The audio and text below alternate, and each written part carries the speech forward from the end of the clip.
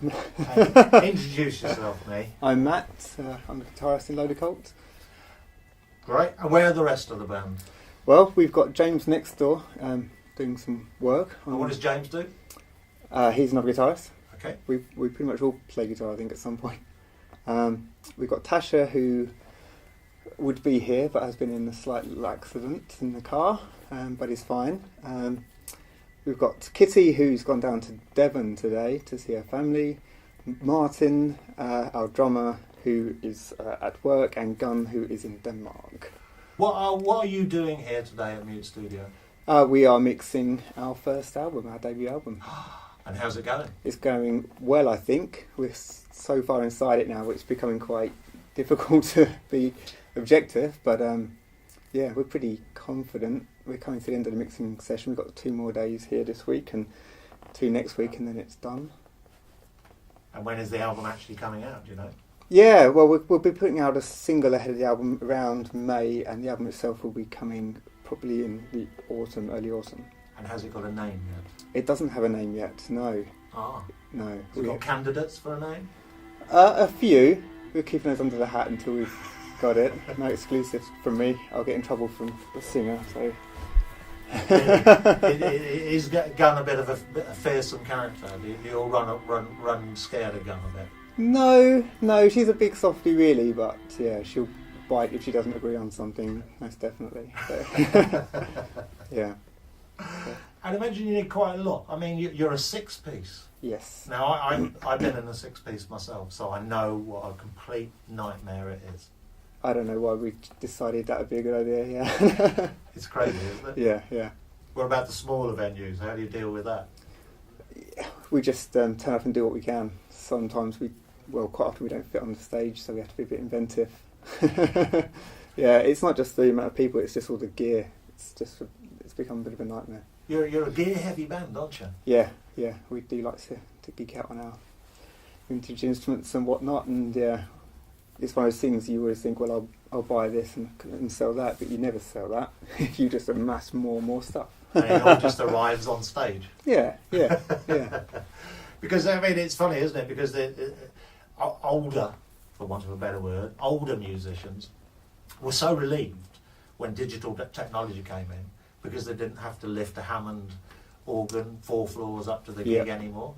But like the new younger breed have gone like, no, we will defiantly use the old gear. Yeah, absolutely. It's not really defiantly. We kind of we choose and pick the stuff based on how it sounds completely, and there's not really a comparison for a lot of those instruments. Like we use an old Vox Continental organ, which is pretty heavy and fairly unreliable, but it just sounds better than the modern equivalents. So what do you do in that situation? Do you compromise, or do you just lug the damn thing to the gig? Is it a double keyboard? No, it's a single. Oh, right. It's a single. Oh, in my band we had a Vox Continental and it was a double. Those are big beasts, yeah. Are you all from London? I know obviously Gunn is not. No, Gunn's Danish, yeah. We're a mixture. Martin is from Scotland. I'm from Kent, and got Kitty in Devon. Tasha is London, and I'm forgetting one. James, Norfolk, I think. So how on earth did you all come together? Yeah, different ways, really. I mean, I met Guns perhaps 4 years ago. That was in London. She was here as a student. I was lived here for a long time. Just started kind of making music together. Decided this stuff would be working well as a band, and then we just a mixture of friends and random people we've met along the way, and yeah, I don't know. There's a lot of 6 people relationships. I'm not sure. Have the 6 members all got kind of band pasts? Have they all been in various? Yeah. Bands? Everyone's kind of up on their trade and knows what they're doing. What about you then? Who are you in? I've been in a number of different things. I was kind of playing session guitar work for quite a time, so toured with a number of different bands in that respect. Really, for me, this is my first band that I would sort of say is my own, that I've built from the ground up, not just jumped onto. I think that's probably the same of Gunn as well. Yeah. And you and Gunn, am I right in saying, are the principal songwriters? Yeah. We wrote most of the material and demoed quite a lot of it before getting a band together. So traditionally we're the principal songwriters, but that's kind of evolving now that we have a steady band together. Now the ideas really folding on themselves and everyone's kind of involved. So it's really progressed in the last year how we write songs. The summer's coming up, festival season. Got lots lined up? I know the next show we're doing is in March, and that's at a big old mansion in Manchester. It's called Cosmosis Festival. Right.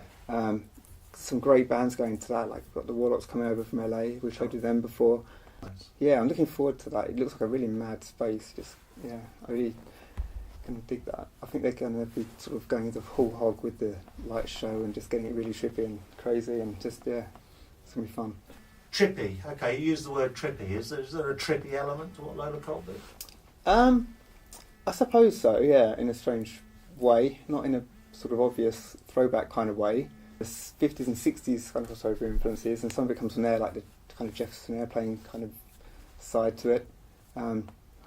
We steer clear of any kind of direct psychedelia, but I think more in the ideas behind the songs, some of that is present. Sure.